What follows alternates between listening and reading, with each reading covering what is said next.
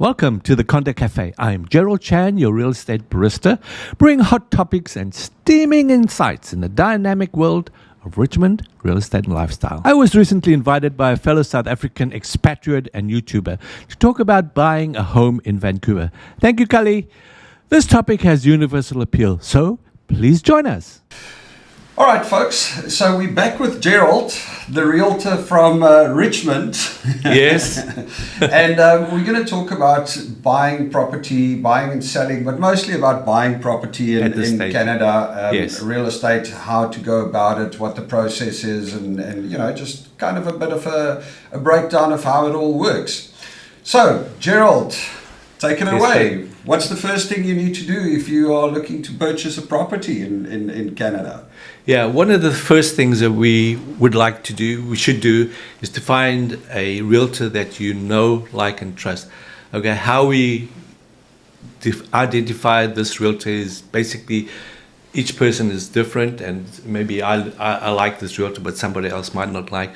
But is to find someone that you're comfortable with, that has time for you, that knows what they're doing. To me, and is a trustworthy person, you know, ethical person. I think for me, that is somebody that I personally would look for. But each person has their own preferences and their own choices. So that's all I can say. I can say for myself. Right, so now I've got a couple of things around it. You know, I used to in South Africa when we did. When we bought houses, we would always just kind of go directly. We didn't always use a realtor. We would just go to the same realtor that's selling the house and they would handle the process. Correct me if I'm wrong, but in BC, the seller's realtor is not allowed to represent the buyer's realtor. Yes, that is true. Because of the potential for conflict of interest, about 2018, the province of BC made it mandatory for the buyer of a house to have their own agent. So prior to this, Callie, like you said, the seller's agent could represent the seller of the home and could represent the buyer, but that's been done away with now. And because of potential for the conflict of interest, but also the seller's agent is fully responsible to the seller. And so when we have our own, when the buyer has their agent, that agent is fully responsible to take care of the buyer. So it doesn't make, to me anyway, a lot of sense to come in and buy a home because just without being represented by an agent. Because if there's, you know, the contracts can be very difficult to understand, to say the very least. So there might be little details here and there that a listing agent, a buying agent, your agent might be able to tell you, hey, you know what, this is how we should structure the timing. These are the subjects that you need to include. So little details that may not be obvious to someone that doesn't have an agent. So if there is a mistake on the contract, for example, at least that buyer has the ability to go back to the agent and say, hey, you guys made a mistake, therefore I have to pay $100,000. Now at least the buyer has some kind of legal recourse and not eat that thing by himself, right? Right, and the agent has got errors and omissions, insurance and stuff like that, so it's all covered. So basically the bottom line is you're a dumbass if you don't use a buyer's agent. I think so. I think so. I would use a, you know, yeah. That's the bottom line, because you're not even paying for it. It's like the only thing that happens, from what I understand, is if you don't use a buyer's agent and you represent yourself, the only thing that happens is the seller's agent gets more commission because he keeps the commission that he was normally going to pay over to the buyer's agent. Yes. Speaking of that, Gerald, yes. What is the commission structure, or what is the going rate in Canada? Is there a set commission structure, or is there a going rate? What do we need to look for if I'm buying, or, well, as a buyer's agent, I don't care what the commission is, but as a seller, what would I do? What's the commission? Yes. So there is no set rate. There's no law that says this has to be the rate. It can be anywhere. But typically here in Vancouver area, the first 100,000 is 7%, and then thereafter it's 2.5. But like I say, I have to stress there's no set rate. Some will charge more and some will charge less. Now, I would be wary if somebody charges very little, because, you know, when we're providing a service, you know, time is involved in giving good service. And somebody, if I'm going to give you an excellent service, but I can only charge you $1,000, then at the end of the day, what am I going to eat, right? It's a simple mathematical equation, right? Yes. Yeah, yes. That's interesting, because if I remember correctly, in South Africa last time I was there, it used to be like 7% across the board. So it's significantly less. It's 7% on the first 100, and then 2.5% going forward. Because I was wondering, geez, these guys selling an $8 million home at 7%, that's not a bad payday, right? Anyway, okay, so the first thing you need to do is get a realtor. Find yourself an agent. If you want to buy a house, find yourself an agent. Yes. Look for somebody that you trust and you feel comfortable with. Yes. And very important, a point that you brought up earlier, is that find somebody that's got time to actually pay attention to you, because you also have some of these bigger agency or some of these very important agents, and they look super important, but they're also super busy, so they don't need to necessarily get around to you. So it's gut feel on this one, guys. You just go and find somebody that you like and that you can get along with, and that's got time for you, and that's got knowledge, obviously. Don't just find any random oak. Yeah. And then after a while, if you find that this guy's not doing his work, you can find another agent, right? That's right. Yeah. So you don't do exclusivity and stuff like that. Yeah. Okay, cool. And then what's the next step? So once you found your realtor, what's the next step if you want to buy a property? You could do this before you find a realtor, or even after you find a realtor, but it's good to know how much we can afford to, what type of home to afford, because there's no point going and seeing these 3 million, 5 million, 10 million homes if affordability is an issue. So buyers. Yeah. So then we go to the lenders. We could go to either the banks that you're banking with, for example, or else you could use a mortgage broker. So what do you suggest? What's the best option? Do you go to the bank? Because, I mean, we used to always in South Africa, someone go straight to the bank and apply at your bank. Over here, I've met, you know, almost as many mortgage brokers as dentists over here. So it's okay. For those of you that don't get the joke, in Vancouver, I mean, every block has got a dentist. It's crazy. I mean, teeth is big business. But there's also a lot of mortgage brokers. And I mean, people whose jobs it is to just be mortgage brokers. Yes. Is it beneficial to go to a mortgage broker, or better to go to your own bank? What is the best advice you can give? So from my own personal understanding and experience is that at the bank can only offer you the products they have already, the financial products that they have to offer to the home buyer. Whereas theoretically the mortgage broker has those options in addition to offers financing options from other banks, in addition to B lenders or unions and private lenders even. So there's a larger variety of lenders available through the mortgage brokers. So is it better this way or that way? Sometimes the bank, if you're with a bank, and they might be able to give you a really, really hot deal, right? And maybe that the others may not be able to get. So it really depends. Okay, so basically what you're saying is shop around. Shop around, yes. Do your application at your bank, do your application at your mortgage brokers, at a couple of them, and just see who can get you the best deal, because at the end of the day, that's what it's all about. That's right. Okay. Yes. Now, sorry, just one little segue on that. Yes. If you apply for a mortgage from so many people, does that not influence your credit record, because there's a whole bunch of people pulling your credit record, or are they pulling it superficially so it doesn't actually? Yes. So my understanding, yes, it's just pulled superficially. It doesn't really impact your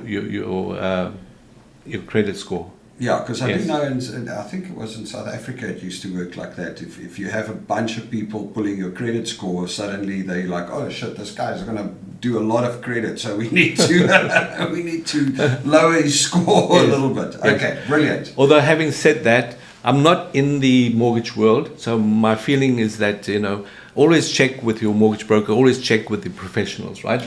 My specialty is in the real estate side, but whenever we have these kinds of questions, legal questions, accounting questions, financing questions, it's always best to refer to the professionals because they are the guys that are on the money. Brilliant.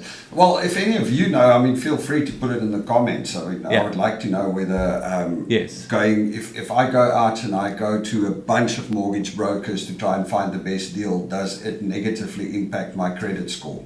Yes. All right, so now we've done it. We found a realtor, we've got our mortgage pre-approval, and we know that we qualify for a lot less than we hoped. But next step, search and look for properties. How do you go about that, Gerald? How do you help your clients to find and search for the properties? So with us, our main source of properties are on the multiple listing service. So the multiple listing service, as realtors, we have access to a whole database of all the homes that are currently listed, both here in the Lower Mainland, even as far as Nanaimo and those kind of areas outside. Yeah. So we have access to those kinds of listings as well. So that would be our main source of listings, homes that we the homes that we would find initially, and then there are also maybe in some brokerages some people that are listing the homes, private listings, and it's not listed on the multiple listing service. It's an exclusive listing, and they are not listing. These homes are not actually on the multiple listings, but they are listed with the brokerage for sale. Okay. So there are also some of those that are available. So are there many of those, or is it not really a big thing? I mean, I thought everything that's for sale is on multiple listing. Why would people not list it on MLS? Yes, so in some cases, for example, it might be a sensitive situation, like somebody is getting divorced and don't want the whole community to know, and that kind of thing, right? Or it might be some Messi or Ronaldo selling his house, and he doesn't want everyone to know he's selling his house or whatever. So that's when they keep it off the MLS. Yes. Okay, so what's the process though? I mean, what do you obviously interview the client and chat to them and see what it is that they're looking for, what their price range is. Yes. What are the things that you ask the clients, and what are the things, how do you advise them, and how do you find the properties? How do you decide which properties to show to them? Yes.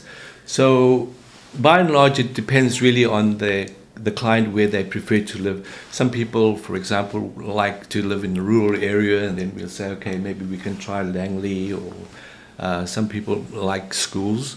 They have a family and they want to go to the good schools, so we might want to look specifically in those kinds of areas. So largely it depends on what their needs are, but sometimes the needs are not really the needs. They think it's their needs, and then when we dig deeper, we find, no, you need something else. So speaking to someone outside of the family, maybe with other family members, or with someone that's neutral, sometimes it's, we get to a point where we think we need this, but there might be an alternative that meets these needs, but it might be a house that fills all those needs, but it doesn't look exactly like what you initially thought. So as we dig deeper and say, why do you want this? Can you do with this? Or so as we probe and find a question, speak to the client, we find that we'll find cool. Their so needs at least in a different way. At least you do a little bit of that. You actually speak to the client, and you really try and figure out what would suit their real needs, because we all know that what we think we want and what we actually want is never the same thing, right? Yeah. Especially if you're a little bit loopy like me. But anyway, so you speak to the clients, because I mean, I have dealt with realtors, not here. I've can't buy a home in Canada at the moment. But in South Africa, where you go, hey, I'm looking for this, and they literally just send you a list of houses that fit your description, and they don't actually put effort into it. So I think part of getting back to partner with a realtor is try and find a realtor that actually goes through the process, that really tries to understand what it is that you want and what it is that you need, so that he can properly help you, I guess. Yeah. And sometimes the market is the market, right? Sometimes what we want is not on the market right then, and we might have to wait. And sometimes we're lucky, who knows, boom, and then we find the right home. But sometimes it takes time, so be patient. True that. Okay, so once we found a house, the next thing we need to do is make an offer, right? Yes. How does the offer process work? And just take us through that. Okay. Please. So we create an offer to purchase this home.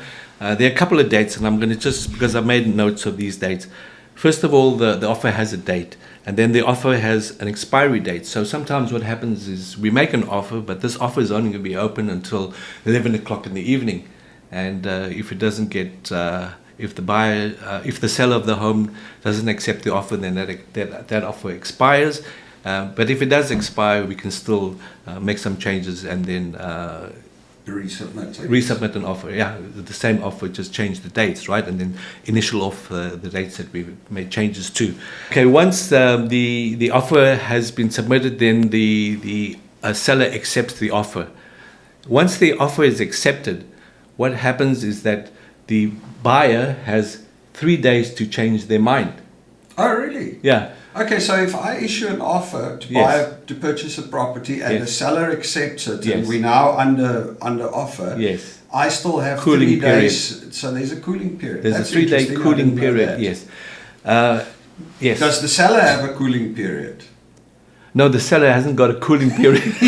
Once he's accepted it, he's accepted it. He's accepted, yes. So if somebody comes along with a better offer, it's tough taking. No, tough, yeah. Okay, cool.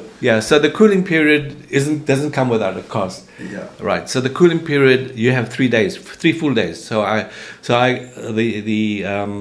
seller accepts the offer. Now the offer is only open until 10 o'clock at night, for example, and he accepts at 9 o'clock in the evening. Then the offer is accepted that evening, but the cooling period starts from the next day. Okay. 3 full days, and counts weekends as well, right? So it's 3 full days. We can include it for that person to change their mind. Now, if they change their mind, then they have to pay a penalty, the buyer, of 0.25% of the offer price. So let's say they offered 1.5 million or 700,000 for that particular house or unit, they have to pay 0.25%. Okay, so if you made a $1 million offer, you're going to have to pay 25 grand to cancel the order. Okay, so the offer, so it's 2,500 or 25 grand? Is it 25? 2,500? 0.25. No, 0.25. 0.25. Okay. Yeah. All right, so so 2,500, but still, okay, you still have the option to cancel. Yes. Okay, and in the offer you obviously have a bunch of subject tos, because I mean, you still need to go back to the bank to see if they're happy with the property. Yes. Yes. And then you still need to make sure that what are all the things that you want to check before you finalize what falls under the due diligence, because due diligence is your next step, right? Yes. So one of the things is we want to make sure that this property belongs to this person that we think we're buying the house from. Don't pay some wrong guy. So we do a title search, and then it's really tricky, the title search. That has to match exactly, if it's like the names don't look the same, then there's something's fishy going on there, right? Then we do a title search, and then we subject to finance, for example, because although we have, as we spoke about in the beginning, that there was a pre-approval before we went to go looking, we approve for that amount, but then the bank needs to check and make sure, as I said, Callie, that when we buy that house, is it really worth that much? Because if it's not worth that much, then the bank is not going to give us money to buy that house. If that house is assessed at, for example, $1 million, and we offer $3 million, the bank's not going to finance that. No, of course not. If it's not worth it, they've got skin in the game. Oh yeah, Obviously, inspection, home inspection, right? Yes, sorry. Yeah, because that's definitely something. I mean, the house that we're renting at the moment, I know when we rented it, Yeah. we rented it because the guy bought it. He's an architect and he was going to demolish it. Yes. And then the interest rates went up, Yes, and he was yes. like, okay, now I don't want to demolish it Yes. anymore. So we are renting it, and we rented it as is. But Yes. I mean, some of those walls are completely rotten, Yes. especially some of these older homes. Yes. You know, there's Yes. definitely. Yes. There's definitely Yes. value in getting a Yes. home inspector Yes. out there, and it's going to cost you a bit of money, Yes. I guess, because Yes. as the buyer, you pay for it, right? Yes, correct, yeah. It's going to cost Yes. you a bit of Yes. money, but it's definitely worth Yeah. getting out there and Yeah. getting a home inspector, because Yeah. the problem with a lot of these things is when you've got black mold in the walls, Exactly, or you've got that's what I was something. going to say. Yeah, with all the moisture and things like that, because we are in a rainy, rainy climate region, right? And of course, all the houses over here are built with wood and Exactly. drywall. So Yes. if that stuff gets in, it's a complete, basically almost a breakdown. For sure. It's For a sure, major yeah. renovation Yeah. to get it fixed. Yeah. So yeah, you want to make sure that you Yes. get a home inspector out Yeah, there. yeah. And also like foundations and, you know, oil tanks and all that stuff, because even the oil tank is an issue sometimes, because it starts leaking, right? And then, you know, when the oil leaks into the earth, and then that remediation process can cost you 100 grand, 200 grand. Yeah, the government doesn't give a shit whose Yeah. fault it was. Yes, exactly, yeah. This oil is leaking into the earth over Yeah. here. And it goes to the and it's next door. And it's your property right now, so go and fix it. Yeah, not only your property, it seeps Yeah. into the next door neighbor, so it's yeah, a huge thing to be aware of anyway. Not trying to scare anyone, but it's a possibility, yeah. Yeah, that's all. It's definitely worth getting a home inspector out there, I guess. Yeah. Cool. Then, once we've got the due diligence done, is there anything else under due diligence that we're checking? If you're buying strata, make sure that we've gone through the strata documents. If you're buying condo, right? And For those South Africans out there, strata is your body corporate, right? As we know it in South Africa. yeah. So the strata documents, typically 2 years of annual the AGM minutes, and then the minutes of the council meetings and that. And in reading through this, we get a very good idea of the condition of the building, but also in the annual general meeting, the thing to watch out for is, are there going to be any special levies coming up? Because those special levies, you know, they might need to change the whole roof or something like that, or balconies, you know, here, balconies and roof and all those kinds of things, they keep on deteriorating over time. So be aware that there are these expenses coming up, and make sure that we don't land up buying this liability. Yeah, so I guess, yeah, what Gerald's talking about here, special levies, I mean, that's a really big thing when you buy Yes. condos or Yes. strata buildings or buildings with a body corporate. And basically, for those of you that don't understand how it works, what happens is the building needs to get a new roof, and everybody has to club in, and they're like, okay, the new roof's going to cost $1 million. There's 100 units. You each need to put 10 grand down to pay for Yes. the new roof. Yes. And that's on top of your normal levies Yes. and fees. So Yes. those are the things. That's actually a very, very good point, to make Yeah. sure that your strata building is not that deteriorated Yeah. that there's a bunch of special levies coming up Yes. soon. Yes. Interesting. Yes. Now, these are all things that your realtor is going Correct. to sort out for Correct. you and Yes. make sure. Yes. And you better make sure your realtor does that. No, what happens, we will look through Yeah. the strata documents, and through our experience, we will be able to pick out the really important stuff and say, hey, you know what, there's this levy coming up, and, you know, or, you know, your unit is below there's a garden on top there, for example, and you start to look and see, you know, signs of problems. Yeah. You know, so but it's always good to have. We always refer our clients to go and seek professional advice, because once again, you know, although we look at the strata documents, we do our utmost best to make sure that we've covered everything.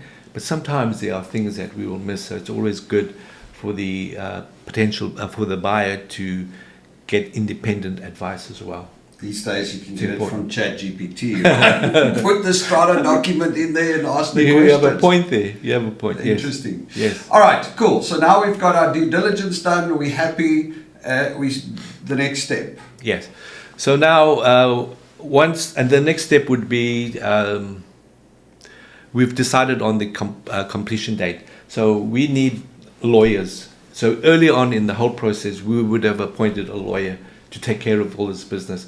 So what happens is when we buy a home, we have to put down a deposit initially, right? We forgot to mention that, but we put down a deposit at the time when we make an offer.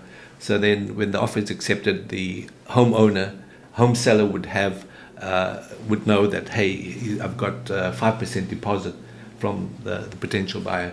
So in some cases, for example, and when the market's really hot, people use the deposit as a negotiating tool. For example, they may say, okay, the other guys are giving 5% deposit. I really like this house. I'm going to give 10% deposit. So then now when the seller looks at this, hey, this guy's really keen, and so it could be a benefit if you're really interested in that house. But there's also some rules and regulations around deposits that's changed recently, right? You either have to put down a 20% deposit there's a 20% deposit on homes over a certain value. What's it nowadays? 1.5 million or something.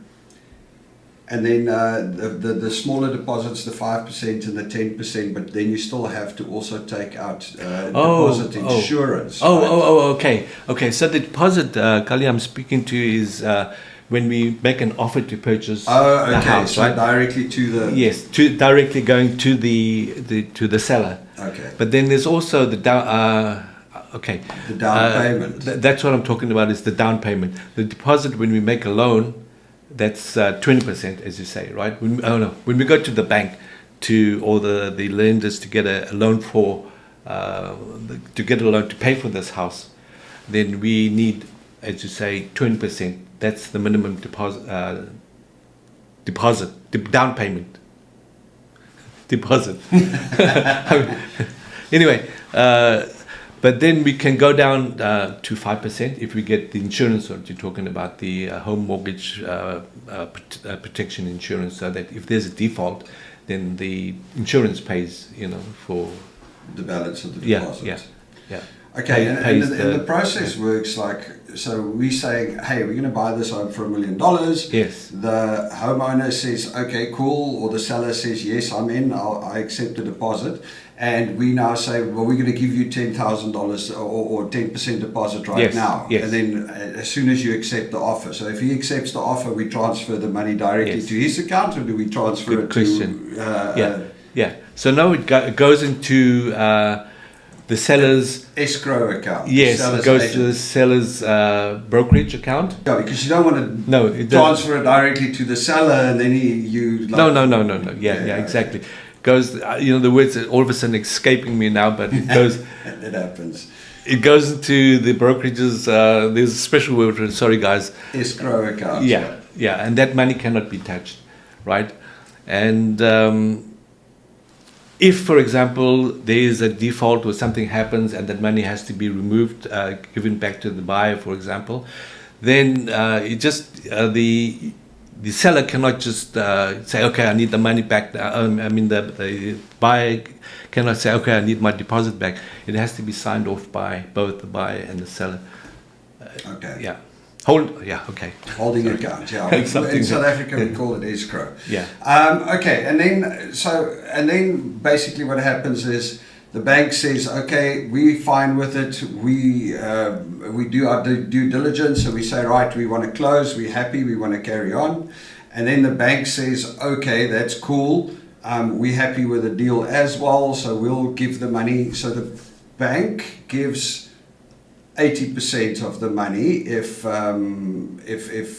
we're paying a 20% deposit, and then we need to put the rest of the deposit down, and then the closing can happen. Yes. Or the bank goes, we do a 5% deposit, but with insurance, then the bank gives all the money. Yes. Because the insurance covers a section of that money. Well, the other 15% that we need to pay the insurance for, right? Yeah. And this is all done through the lawyers. The seller has a lawyer and the buyer has their lawyer. So all of this kind of stuff, because when the title is transferred, at that time the money has to be handed over. So everything is done through the lawyers. So everything is done through Okay, brilliant. through the lawyers. Cool. And then how long does the process normally take? I mean, if you've got a motivated seller and a motivated buyer, how quickly can you get this all done? Good question. It gets done as quickly as the lawyer can get things done. If it's on a weekend, then you can't do anything. So if you need to get things done, make sure you don't get it done over the weekend, because you can't do anything. So anything like Friday, because when you're changing title and all that stuff, these guys are not working over the weekend. So if anything needs to happen, make sure everything is completed by Wednesday so that they have time if they have to go backwards and forwards. So I think 2 weeks seems to be like a very short time. Okay. Yeah, to do that completion from the time you say, okay, I want to go, and then when everything happens, because there's a lot of in between getting, from one place and then getting money, getting this, that, and the other. There's a lot of paperwork involved. So I think a lawyer can probably get it done in 2 weeks. Okay, yeah. Excellent. And then it's done. You bought your home and you move in, right? Then champagne and buddies. So thanks for that. Now that we've done the process. You know what? I wanted to talk to you about also is there are, because of affordability and that, right? We pay a lot of tax here. I think they say we pay about a quarter of our income tax. They tax a quarter of our income. So there are approximately 20 grants and incentives, both from the province and from the federal government, to help homeowners. I'm not saying it's going to make us all afford homes, but it's going to help us. So what you're saying is they take most of our money for tax and then they give us a little bit back for here's you want to buy a house and help you out. Yeah. So there are some things like those incentives, like the ROSP. You can put down, let's say, for each person, $60,000 of your RSP can go towards the down payment of your home, and if it's a couple, it's $120,000. So I've got a little summary of all these types of incentives and grants that are available. It's going to be too long for us to talk about here, but I want to mention it, and then we put it on the description, and you can. We'll put it in the description, and people can download it and check it out from there with links and stuff. Yes. Okay, awesome. Thanks, Gerald. And there's another thing. Most of us we can't just go and buy a house. Sometimes there are, like Manamate right? Boermarke plan or something like that, right? So I saw a video recently where a mother tore down her house and built fourplex on the house, right? So nowadays in the past, so this is part of the government's desire to make homes more affordable. So what's they saying is that, well, if we have only one house on a lot, then we don't have enough lots. Well, even though we can build far away, but it's not like second that, right? biggest country in the world, and we don't have enough land for houses, right?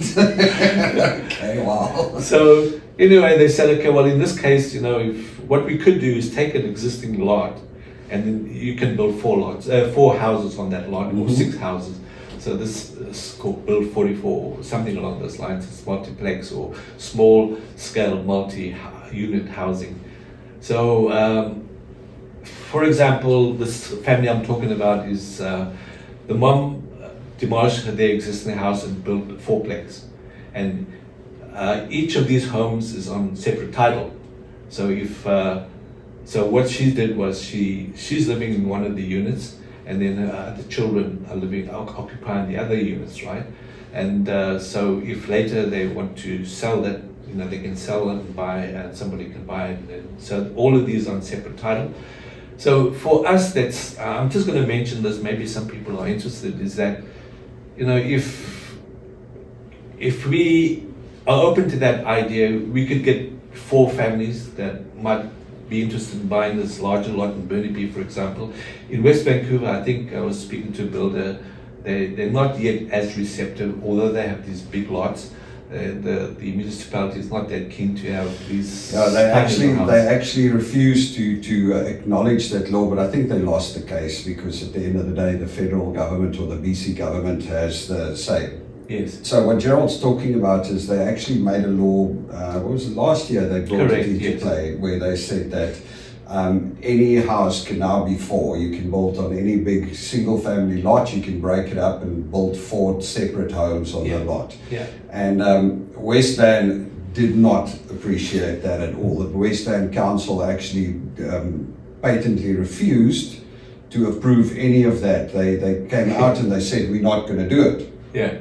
And I think in the end of the day, they just kind of lost because it's like, it's like your dog telling you he's not going to go out for it's just like he doesn't have a choice. Because the government just said, well, if you don't approve it, then we approve it and people are going to be able to build. Yeah. So you don't have a leg to stand on. I think that's where it ended up. So, but that's actually an interesting idea. So to go out there and say, hey, as 4 families, we buy this property together and we put a 4-plex on there and we quarter owners of this thing. Yes. And it's very, and Burnaby, for example, is very receptive to that kind of stuff. And so it is catching on, I would say. A lot of these. But building costs, I mean, doesn't it make that still a little bit prohibitive? I mean, you go and buy a property for $2 million and now you're going to break it down and build 4 separate ones. It still becomes a significant cost, I guess. The cost is there, but it's shared, and then it would cost maybe a little bit more, but speaking to a builder, it doesn't cost that much more. Yeah. I suppose it depends also because definitely one of the things that's crazy in Vancouver specifically, well, in Canada throughout most of the big metros are the actual. Wouldn't call it tax, but the actual cost of building a new home that goes to the government. I mean, I think in Vancouver it's like 36% of the actual cost is just various different forms of taxes. It's like and fees. It's like an environmental fee and all kinds of fees. But I'm sure they're definitely getting a lot of flack around that. So maybe they'll start fixing that. That is very true. That is very true, yeah. That's really interesting. I mean, that's a good idea, a good concept. Instead of buying, 4 families coming together to buy a house, you've got to make sure you like the other 3 families. So that could be separate, they'd be connected together, the houses may be connected together, but they are under separate titles. Okay, so every person has their own title, but you have basically a little tiny strata that runs it. Yeah, so instead of living in a condo or something, if you don't mind, you like living in your own garden or whatever the case is. Interesting. Yeah. So tell us a little bit more about the market or the current market in Vancouver. I mean, I know that it was absolutely crazy. People were getting way above asking in 2020 and 2021. Yes. And then the interest rates started going up. When was it? 2022. Yes. And suddenly home sales dropped. And then what's the market like right now? So the interest rates have dropped over the last couple of announcements by 0.5%, and so it seems like it's starting to pick up again. But so from last year, for example, just going a little bit back, last year, January 2024, this past 12 months to January now, 2025. January 2025, the properties haven't really increased that much. If anything, as you know from the property assessments, it might have gone up a little bit, 5% down, 5% up, 5% down. So over the last 12 months, property prices haven't really. So generally, people are not getting over asking anymore. Are they getting under asking? Yeah. I'm seeing that 95% or 93% below asking price. Yeah, because that's generally a good indication of what's happening in the market. When it was crazy, people were getting. Sometimes I saw reports of 10% over asking. Yes. So people put a home on the market for $2 million, and then they get 2.2 million offers and higher. Yes. That was nuts. Yes. But now it's the opposite. Now it's under asking. Yes. Okay, well, that's interesting. Yeah, So, but also each the market is not one thing like that. It's like little areas, geographic areas. This area performs well with the houses. Some perform well with the condos. Some perform well with townhouses. So Burnaby seems to be doing well in terms of the actual homes have appreciated a lot more than maybe some of the other areas like Vancouver or something like that. Their houses haven't appreciated as much. So it really depends on what type of dwelling, whether it's condos or whether it's townhouses. They all perform differently in different areas. okay. Yeah. And another question. So which areas do you operate in? Do you operate in a specific area? I know that a realtor can sell in any Yes. area or Yes. help with buying in Yes. any area. Yes. Do you specialize in certain areas or? Yes, and so I have made a strategic move to specialize in this area because I don't like driving too much. All right. And so, whilst I don't say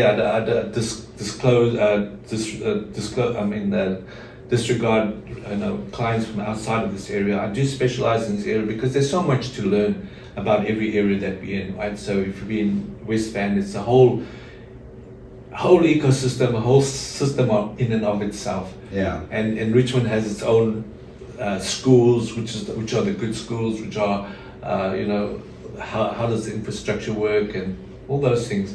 So I decided to make my business here in Vancouver, in Richmond, so that I can offer a better service to my client that can help them with schools and that kind of stuff. So yeah, it's not to say that I won't sell outside, I won't help clients, but I think I've just made the decision to do business here. Yeah. Okay, brilliant. Yeah, look, it makes a lot of sense because I mean you do know the little intricacies of your area, Yes. so it's Yes. better that you can give proper advice on that area. Yeah. All right, so yeah, if you're looking for a property in Richmond, there you go. Give Gerald a call; he'll sort you out. Excellent. Thanks, Gerald. Thank you, Callie. Appreciate it. Anything else you want to tell us about property? I know, or buying a house, or Yeah, I think in summary, what the important thing is to know what we can afford, right? And then based on that, we go and look, find a realtor whose vibe you enjoy.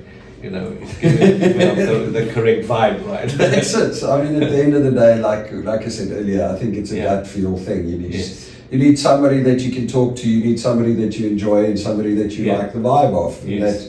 The one thing here is, and I think you mentioned it earlier on already, but just to reiterate, the one thing that's very important is that the realtors have a very strict code that they're supposed to work by. So your seller's realtor or your buyer's realtor he has to look after you and he has to have your best interest at heart. And you have recourse against him if he doesn't. So most of them, and I'm sure there's bad apples, but most people actually care about it and they will give you the right advice. So they will come and say to you, don't buy this house, or look at this one, think about this. That's what they are there to do, and it's not costing you anything. So it's important to find yourself the right realtor that you get along with, and that's, I guess, the bottom line. You need to find somebody that would understand your needs so he can help you and give you the best advice. Yeah. True. All right, folks, that's it for our interview with Gerald. Gerald, thank you so much. Thanks, Callie. I'm sure we have lots and lots of questions and things like that. Sometimes brain fog. So if I miss something, it happens to all of us, but if you want to be in touch, get in touch with Gerald. I'll put the link to his channel at the bottom, and I'll put his contact details there as well. So reach out to him. From my experience, he's a very helpful guy. I've never used him as a realtor, but I have used him for the Boerewors all day too. He just rocked up and started helping out, which was really amazing. Anyway, all right, guys. Cheers. Bye.